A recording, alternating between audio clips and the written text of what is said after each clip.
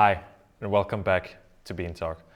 Today, we have the great opportunity to talk to the team of Voltage Coffee Project from Texas.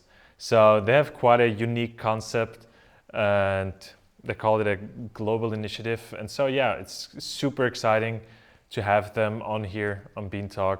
So, yeah, let's. First off, again, thank you for taking your time to talk to us. Of course. And I'd just like to ask you first off, what is Voltage Coffee Project? That's a great question. What is Voltage Coffee Project? Well, for starters, I think one word that we really honed in on is it's a global initiative. It's not just a coffee shop. It's not just a coffee roastery.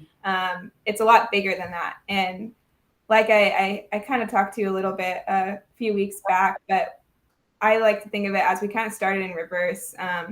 Matt started with a vision and a goal, and about 9 years ago, he was in Haiti.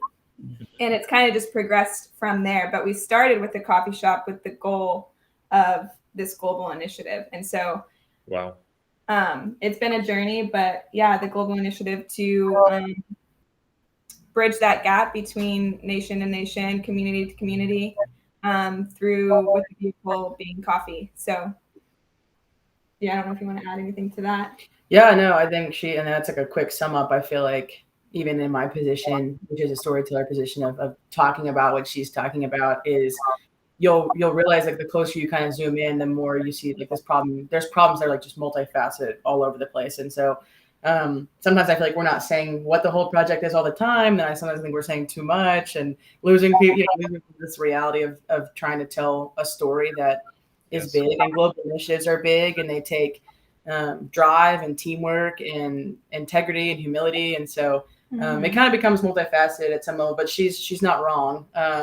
There's this kind of operating in reverse where you start celebrating community with a product, right? Coffee, and starting at the brick and mortar to eventually get to what we're really trying to do, which is the other half. I feel like we started at point B and then we're trying to get to point A.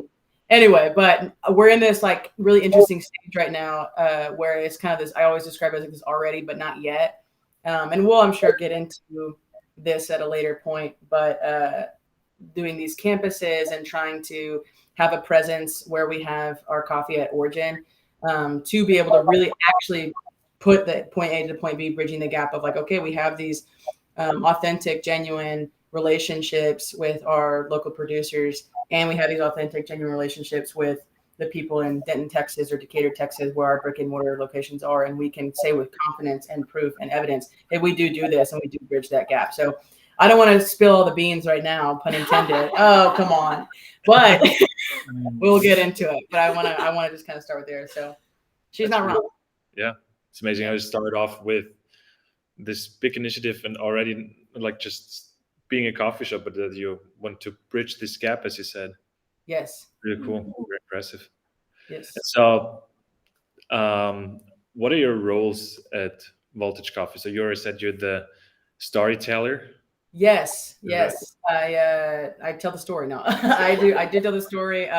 My goal, my vision, and what I am doing, like kind of boots to the ground, is trying to take the whole story with all of its multifaceted issues and our idea of aid and solution and what we're trying to do, and tell it through our concepts, our brick and mortars, tell it to our clientele, like guests, consumer base, tell it to the world, get people to care. And that can metastasize itself into social media, to YouTube, to anything from branding and designing and merch, all the way to going to origin and having the conversation and all in between. So it's a lot of fun. I think I have the fun job of the entire company. So I'm biased.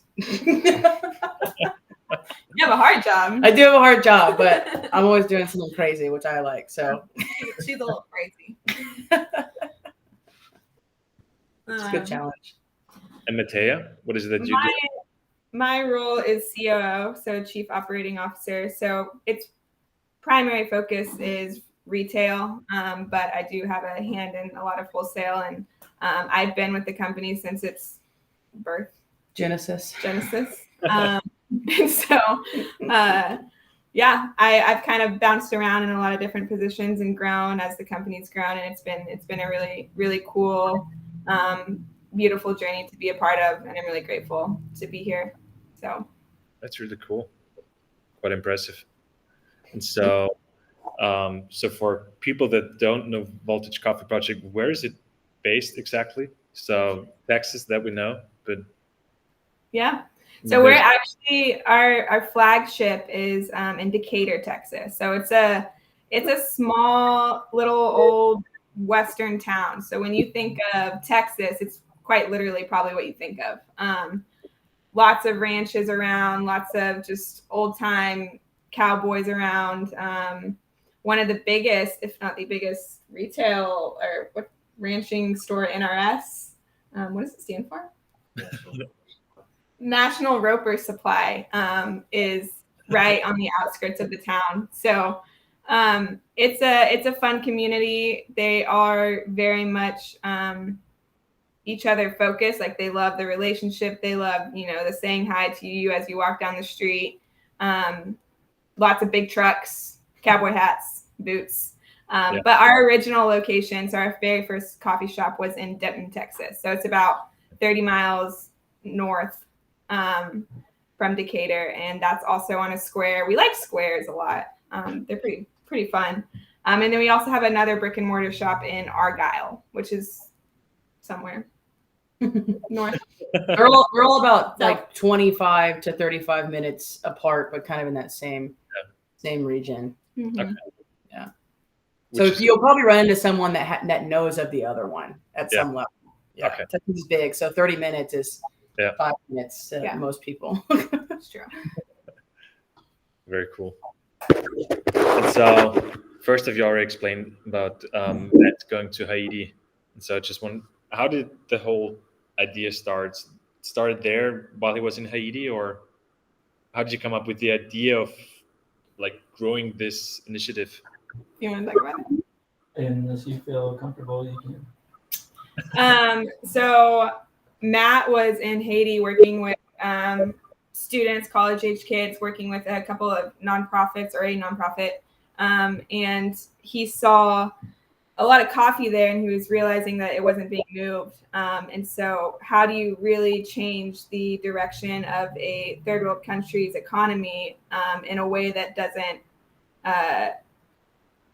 hurt them, disrupt them? And he realized there's a lot that isn't being done that could be done. And so he came back and jumped into West Oak and started there with the whole goal to move as much coffee in an ethical way that can build up those communities and those economies.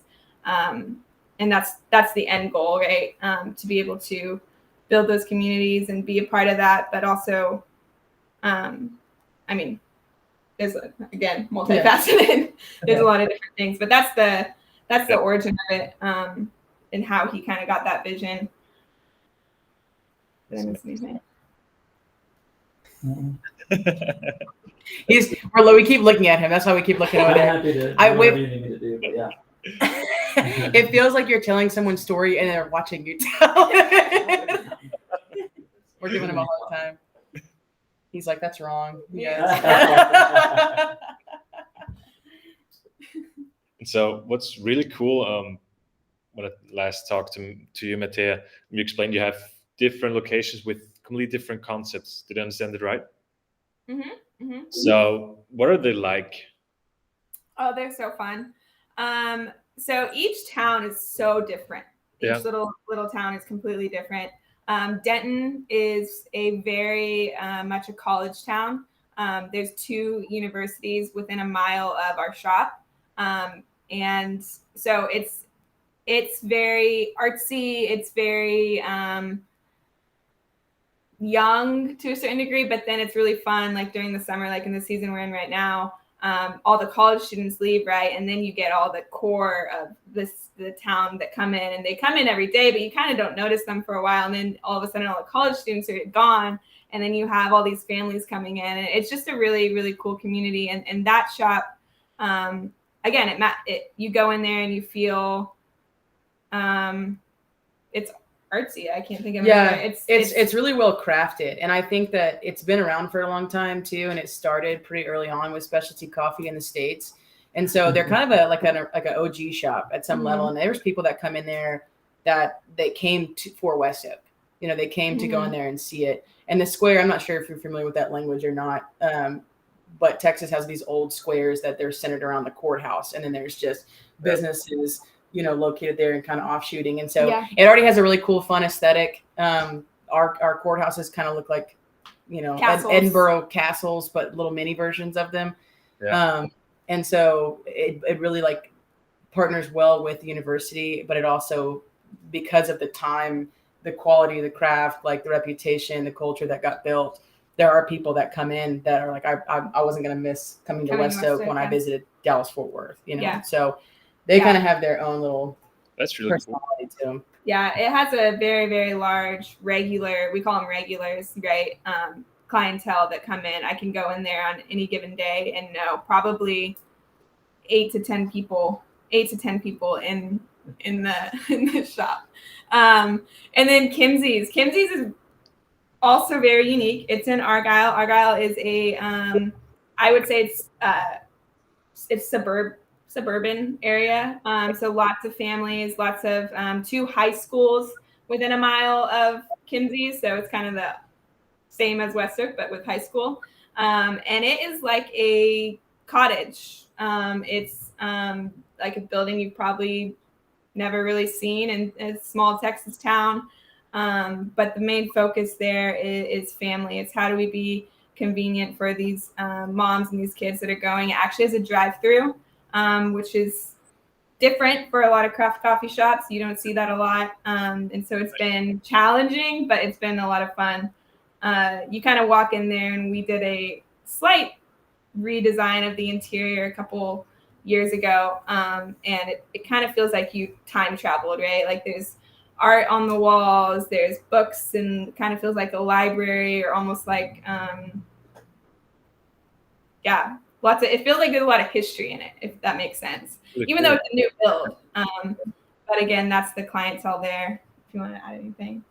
Yeah, no, I always say it feels like something out of Lord of the Rings. Like the roof is weighty and the shingles are all over the place, and people see it from a distance and they're like, what is this building? There's some other businesses around there, but that one stands out, and you go in there and then you walk in and it's like, oh my gosh, it's a coffee shop, and tables are, wood. And I mean, there's just so many I feel like everybody has a different thing that they kind of gravitate towards, but it's just it's a different aesthetic. A lot of coffee shops, I don't know how it is over there, but a lot of coffee shops here are very like neutral earth tones and kind of very clean and minimalist. And it gives me more maximalist energy, which I think is a lot of fun and different and a good change of pace for a shop. And they've got a really fun culture over there too. And I mean, when they love Kimsey's, they mean it. So it's cool. I think it's a fun one. It is. It really is. And then Decatur, like I said, it's Western. And so Decatur is unique because Trinity Street is the name of it. It is our flagship. So it it encapsulates a lot of what we do, everything that we do. And so not only is it a coffee shop, but it also it's a full cocktail bar. Beautiful copper counters when you walk in, 370 whiskeys, great drinks. And then we added, it's another concept, but it's connected to Trinity Street, and it's a full restaurant. And so we did that a year ago, and it is burgers, sandwiches. It's delicious. We do brunch on the weekend. We have 30 beers on tap on the wall, which is a decent amount. And so you can walk into Trinity Street and have a great cocktail or a great cup of coffee. And then you can also go next door for lunch or dinner or brunch on the weekend and have another kind of experience. It's a lot brighter than Trinity. Trinity, the coffee side, is very dim. It has that darker, kind of edgier sunset style aesthetic that kind of plays into that Western grittiness. And then I think the roast, we call it the roastrant. We call it the roastrant because we moved our wholesale roaster from Denton at the original location to Decatur, and there are these big glass walls, so you can see what's going on. And we people stand out there all the time and kind of look in or ask questions. And so we call it the roasterant because it's a a bridge of the words of restaurant and roaster. But it's full service, full kitchen. So quite literally, Decatur has everything that we do. I think if the roaster wasn't there, we couldn't say that, but the roaster is there. So it's like, okay, you've got the wholesale, department, you've got a full scale restaurant, you've got craft cocktails, you've got craft coffee. Our head office is literally 1 block away. So our headquarters are here on that side of things. And so everything that we do is located in Decatur next to Community Street. We got to stay there. Yes. Yeah. It's like the hub. Yeah. It's where we like to host people. So if you come out, we'll take you to Trinity Street. Yep. We also have a rooftop patio. It's actually really cool. It's connected to our coffee lab. So you have the roaster downstairs in the restaurant, and then you take some stairs up, and that's where we do cuppings and hosting and all those things. And they have these windows that open up to the rooftop patio, and it's really, really beautiful because it looks west, so you can see the square building, the castle-looking building. And when the sun sets, it's right behind that building, and it's just the most beautiful view. It's one of my favorite spots to go to when I need some, peace and quiet. That's really cool. I definitely have to stop by there at some point. Come on. So It's just a quick trip, right? A couple hours. Yeah, not too bad. So yeah, and talk about US and Texas. Of course, I mostly know the European coffee culture, and I've traveled a bit around here and how it is here from country to country. Of course, a few differences, but what is coffee culture like in Texas? Like, what are the drinks most people would consume, and so on? Maybe this is one. Yeah, go for it. Sweet. There's 2 actually, which kind of plays into our entire story. Yeah.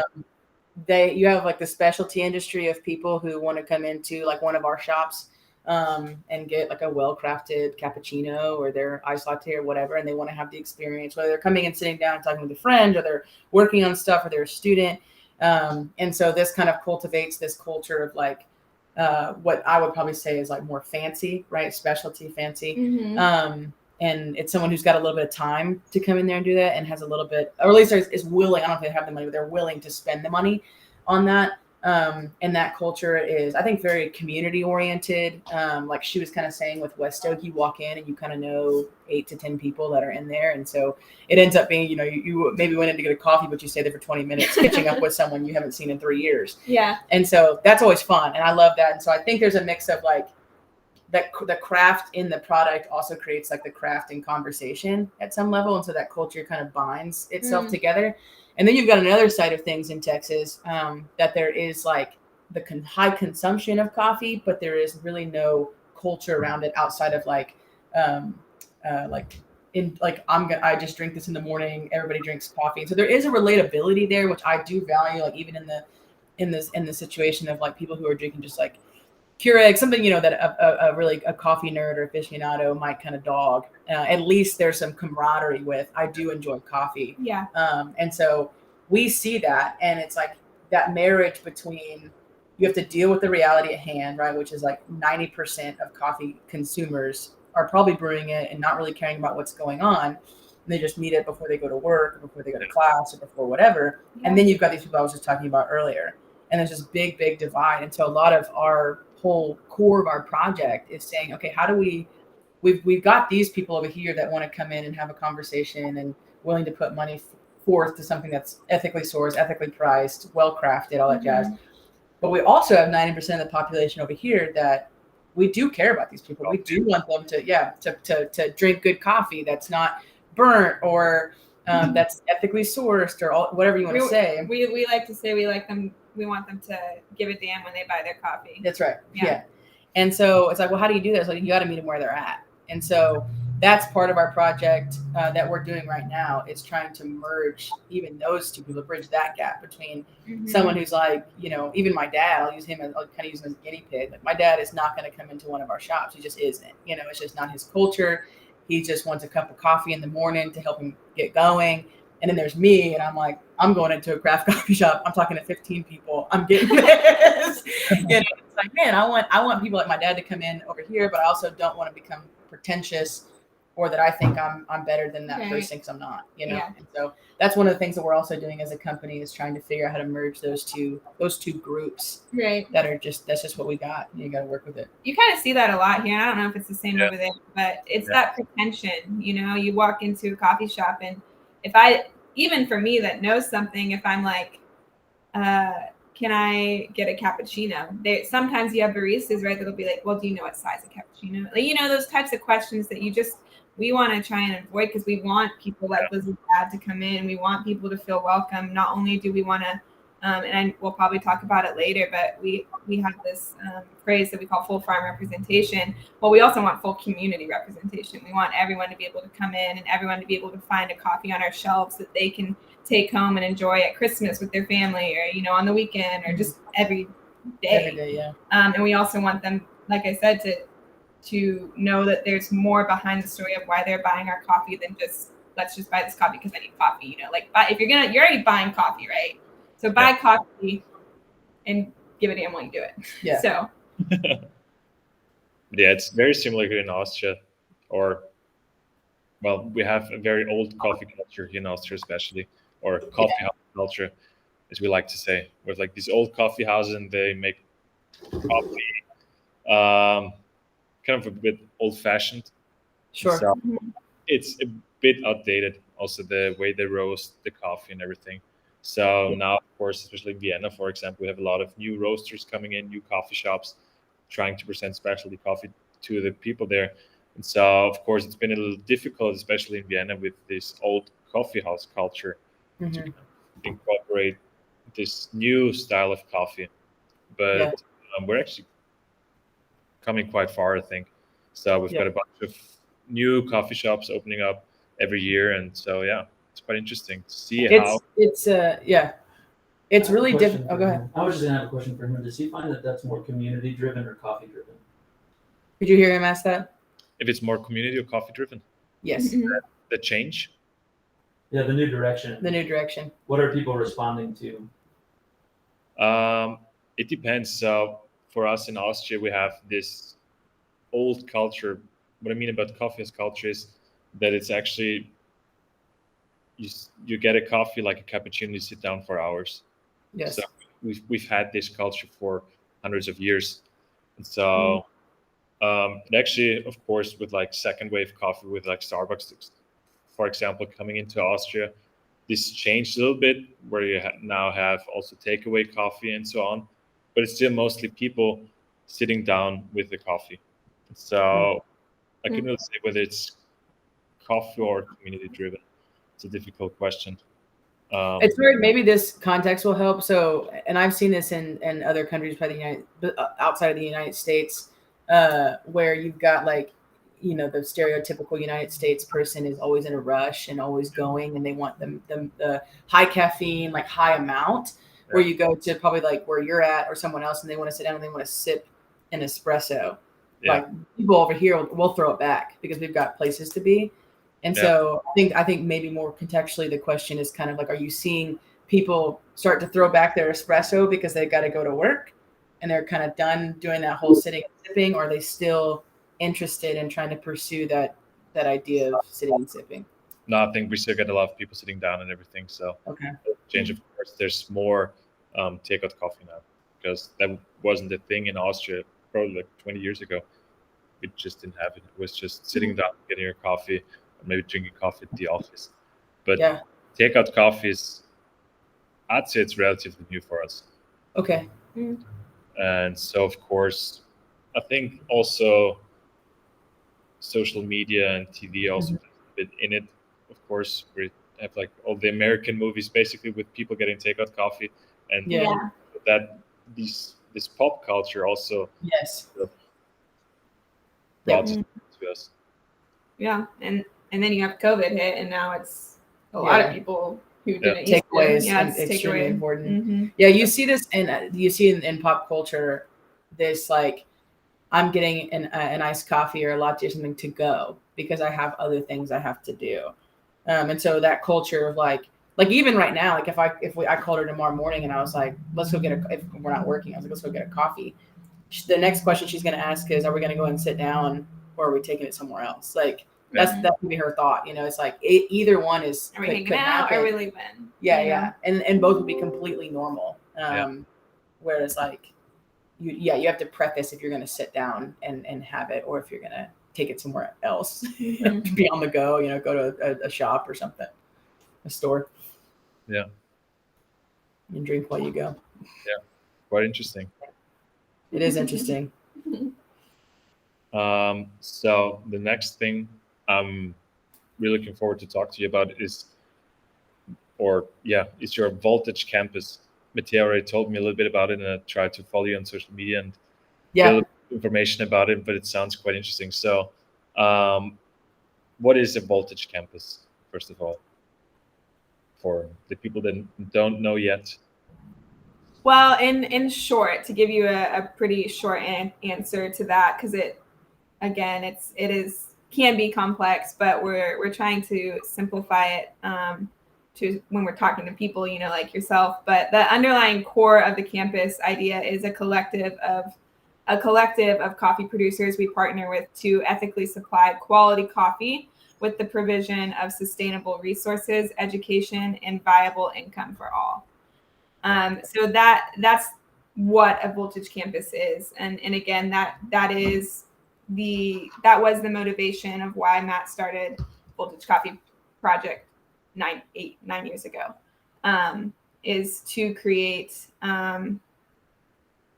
a partnership with producers to ethically supply the quality coffee to people here, to bridge that gap, right, while at the same time having sustainable resources, education, and viable income for all those producers. Yeah, you've got, and there's like, it's tricky. And so, you know, I never want to dog anybody else or say that for some reason we have all the answers, because we don't. And there's a lot that we're learning and discovering, and we're quite dependent on the amazing people that are, like, for us right now, we're looking at Uganda. And so even when we went over there only a month ago, it was like person after person, we're kind of looking at like very open-handed, you know, okay, what do we do next year? Like, this is what we want to do. What can we do? This is what we want to do. What can we do? Mm-hmm. And so just approaching it with a lot of open-handedness and humility to working with a whole other country and a whole other culture and a whole other set of rules and guidelines and stuff, that we're just here to be a part. We're not here to come in here and be some savior person, right? Because it's not our vision, it's not our goal. And so ultimately, like what she said is the definition that we've kind of articulated as a team of what it is. And again, it's one of those things that's like multifaceted. And so it's this idea of having a brick and mortar type thing in, we'll use Uganda since it's just what we're doing right now, but other respective origin countries that we have partnerships with, to provide education to the local farmers. We're not coming in and buying farms. We're coming in and buying the cherry from the farmers, while also supplying resources to them, education, knowledge of how to improve their farm, what they need, potentially like different varietals is what we're looking at too, to say like, hey, you could probably grow this on your farm. We grow it on our campus. Why would it not grow, 5 kilometers down the road? Yeah. And so starting with that, and then that bleeds into our partnership with Texas A&M University and the Borlaug Institute to partner with local small farmers and say like, hey, like, looks like they're having an issue with this kind of bug. Unfortunately, we don't know anything about that because we're not environmental scientists and biologists, but we can send it to them and say, what does this look like? And they can come back to us and say, here's what works and here's what doesn't work. And it cuts a lot of red tape because the university is amazing and they've done the work and have the accreditation to do so. And so that's a really big shake hands for us to be able to come into these places and provide that, and work with all the people, officials and governments and stuff like that to say, how do we improve this, and how do they partner? How do the people there, natives there, partner with us? It's not just us coming in and being like, thanks, we're gonna run this for you guys. It's them being like, no, we're gonna run it with you guys, and that's what we're after. Yeah, it's like the big word here is sustainable, to make coffee production more sustainable for the coffee producers, right? Say that again. Yes. Yeah. Okay. more sustainable for the Sustainable, yeah. Yes. Oh, yes. 100%. It's quite impressive. So this is also your goal with the campuses, I guess, and also to probably improve the quality of the coffee, right?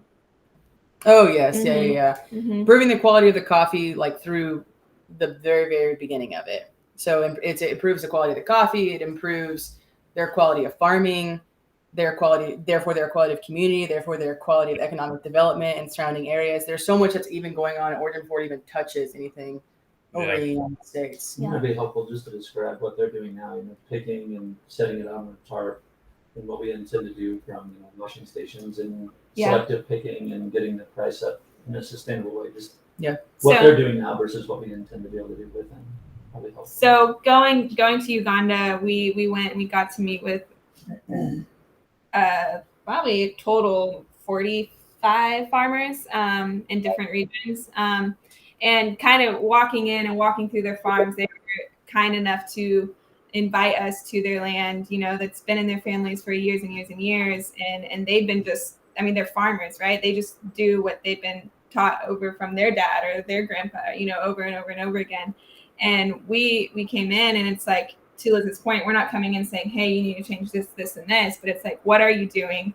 How can we make it better? And right now, like what we saw most consistently is, I don't know how familiar you are with like the picking process, but like just strip picking everything and laying it out on tarps, or in one region in Mbale, it was processing green, red, bad cherries, good cherries, all together. And so there's so much room for improvement that's just going to boost what they are getting for their coffee. And so we want to come in, and on our campus, it's going to be a processing facility. So a wet mill, a dry mill,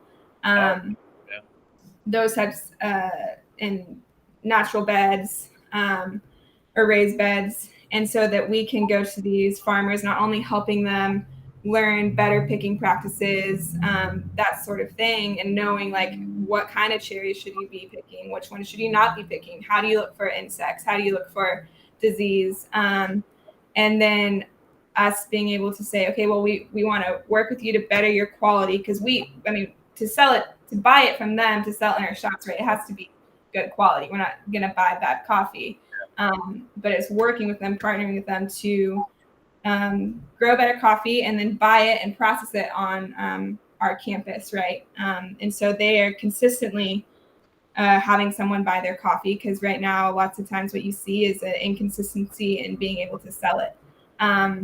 And so we would be able to provide consistent prices, consistent buying, consistent processing, bettering their farms. So there's a lot to it, but it was really encouraging, because there's a lot that can be done, and they want to be better. They want to be able to make more money.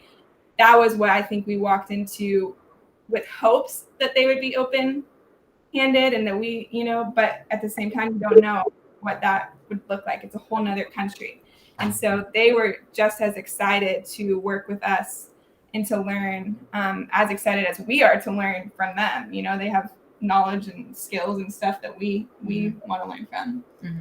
So, yeah. When you think about going back to the origin of why it starts, when we talk about Matt being in Haiti, unable to see coffee being moved and shifted, and really what it is too is like, why are these developing countries still developing countries? Like, what can be done? And like, we can't go in and do everything, but we can do, one avenue in that, and this is the one that we've chosen, and so we're gonna like pursue that.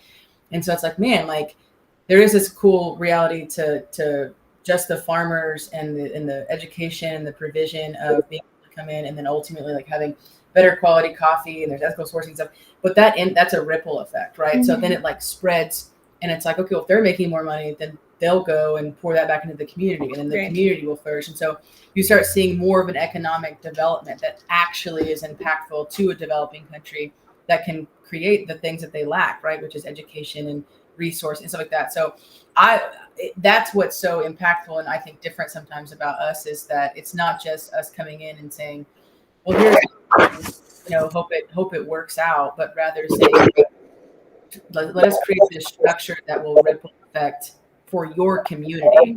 You know, that's even outside of farmers and producers of coffee. That's could provide like clean water and a bunch of other things. And I get excited about it, and I think we get excited about it too, because we have an idea of how it could like ripple, but I can easily see it in 10 years. Things that we didn't think would ever happen are happening, which is exciting to think about and to like dream big. I think with that, so it's that full circle of point A to point B of like celebrating and honoring and empowering the community of the country of origin, the right respective country, the one we're talking about, obviously Uganda, all the way to here in Decatur, Texas. But we're empowering, celebrating, honoring community in the ways that we're going to do it over here in the States. So that's really cool. To me, going in there and talking to them, and it was a word that has stuck out to me about our time there, and what I hope moving forward, and what we hope was very harmonious, you know, being able to see them, talk to them, connect with them. They want to learn, we want to learn, we're going to move forward. And it's exciting. Yep. I can only imagine. That's really cool. And so talking about farmers and pricing, I wanted to ask you, what do you think about current coffee pricing now? This is a big topic that I think the whole coffee industry is talking about right now, or at least here in Europe. Can I go to speak into that a little bit? Yeah. We're going to make him answer. He does all our green coffee buying, so he has a little bit more, a lot more. Hey y'all, I'm Matt. Yeah, you're right. It's a huge topic for all of us because, you know, the initial problem is we can't continue to raise prices of a cappuccino. You know what I mean? And so that inherently offers a real challenge for us. What's hard for me though is realizing so much of the cost that we're incurring right now really doesn't have a lot to do with the farmers. So even with seeds going up, that's helpful in some ways because it changes the rules of the game a little bit.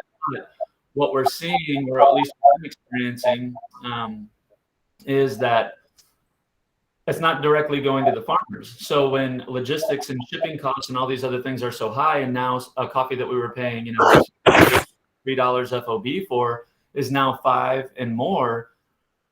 In some instances, it's not really going back to the farmer at all. And so what we learned on this last trip is they're still making, and this is real numbers, they're still making 59 cents a kilo, 59 cents a kilo, and you know, for cherry. And so while the end user, whether in your country or ours, is paying, you know, this $5 a pound, I'm not seeing it necessarily translate directly to the farmer, but we're seeing again the logistical supply chain so expensive right now. And so, you know, I think there's a lot of work to do too, and we're still searching for good answers, I think. Yeah, I understand what you mean.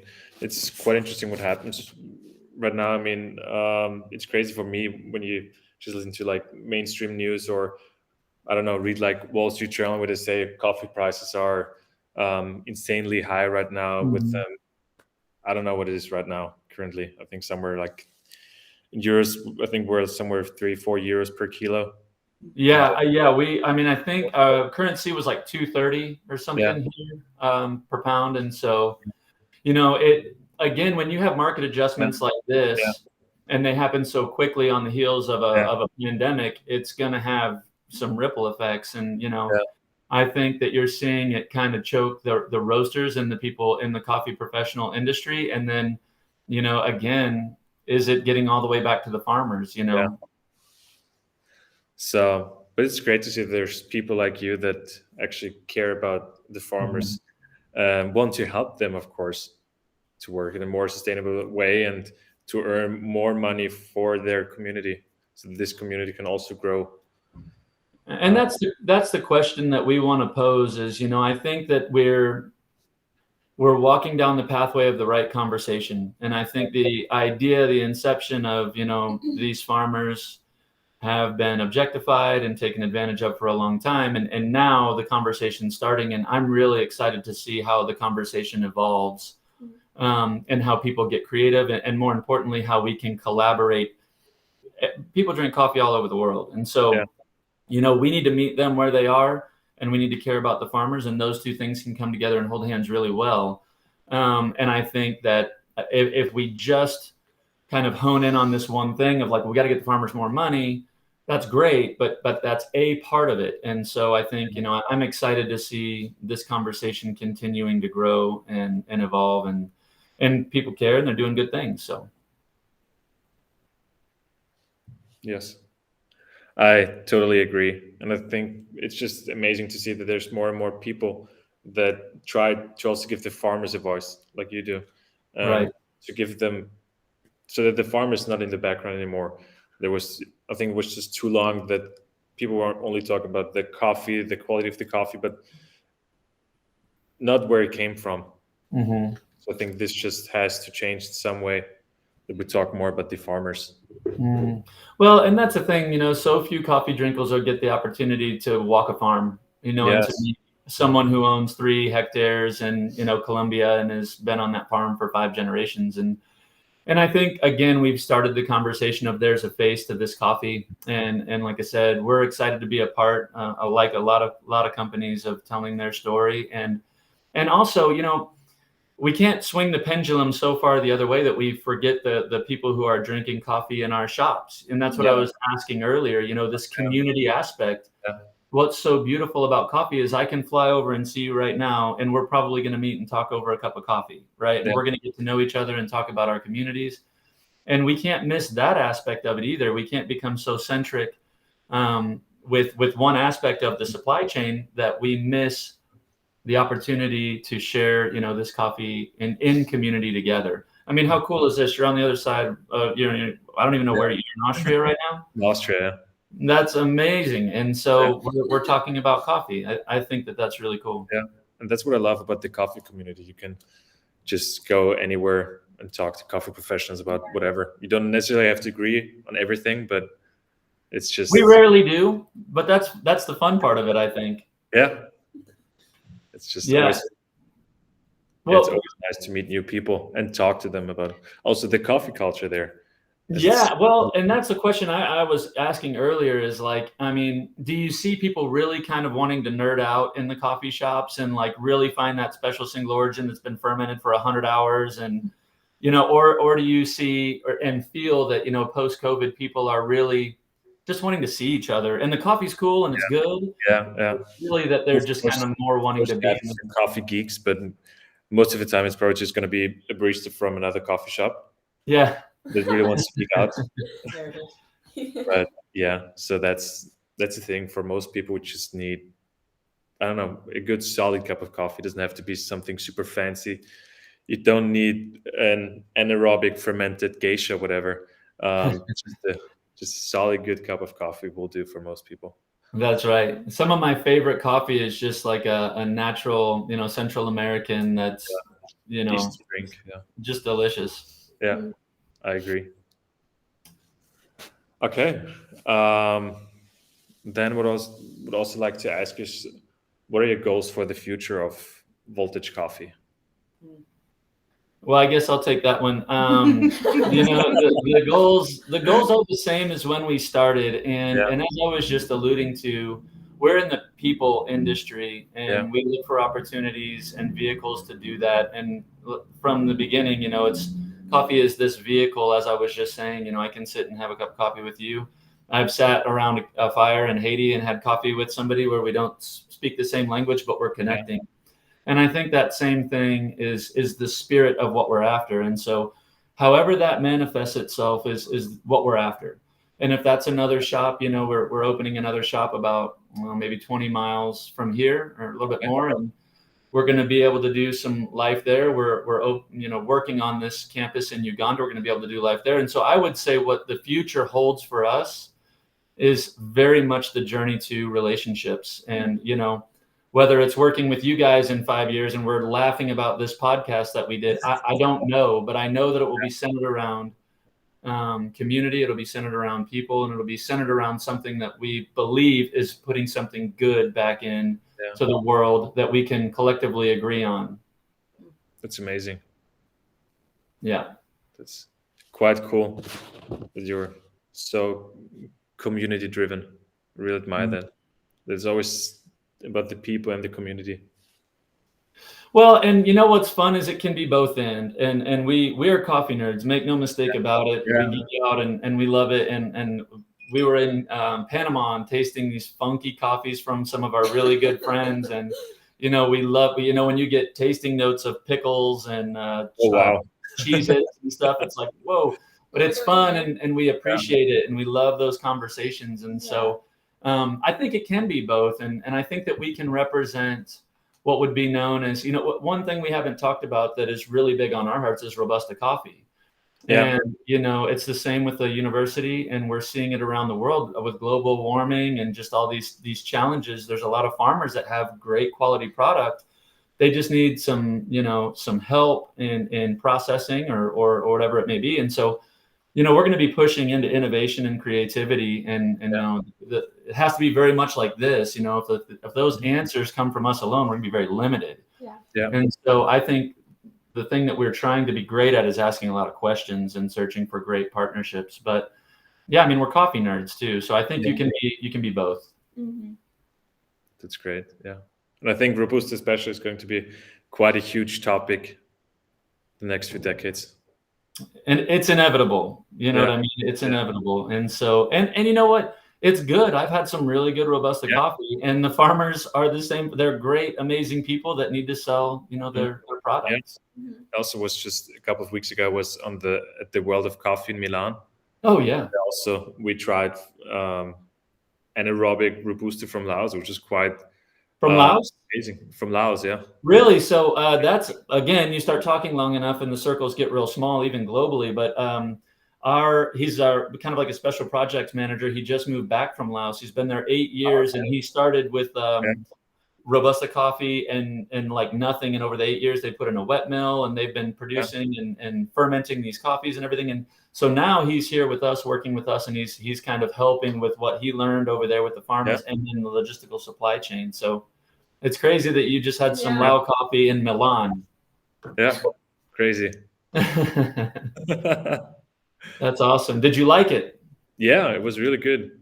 Yeah, that's cool. I haven't had any really fermented Robusta coffee, just kind of naturally processed, but it was good. Yeah, it was quite interesting. It's of course not quite as acidic as you would expect from Arabica, but for Robusta, it was quite interesting to taste it like that. Mm-hmm. That's cool. Yeah. All right. I think that pretty much wraps it up for us. Is there anything you would like to add, maybe?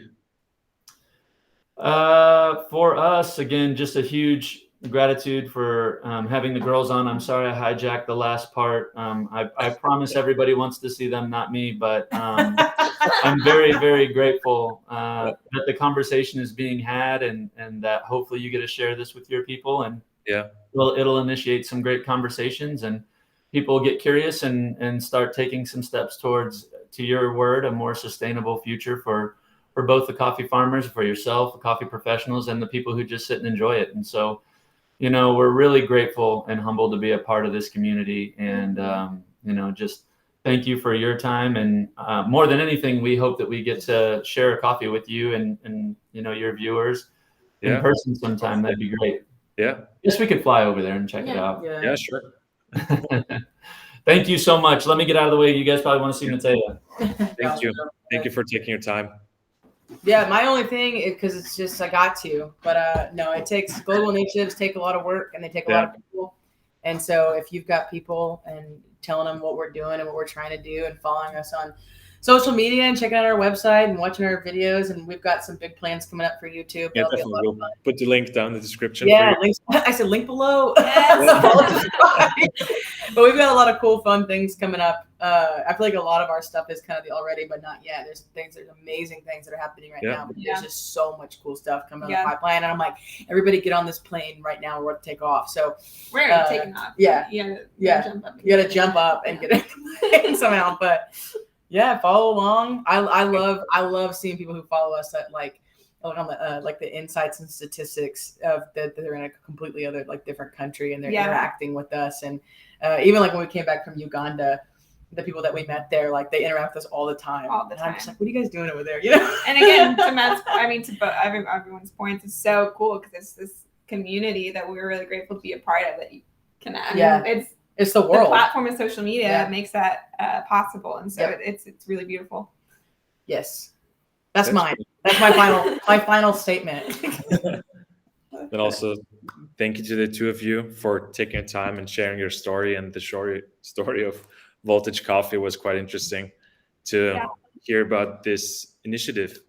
Yes. And yeah, quite impressive. What do you feel And about again, we're really grateful or excited for you guys in this podcast that you're doing. I know I shared a little bit about it with Matt and Liz, how you guys started it during COVID, I believe, and it's just kind of been people again in the community that have a heart and a passion to see growth, connection throughout the world, and you guys are taking a step in that. And so we admire and respect that and are excited to watch y'all's podcast grow.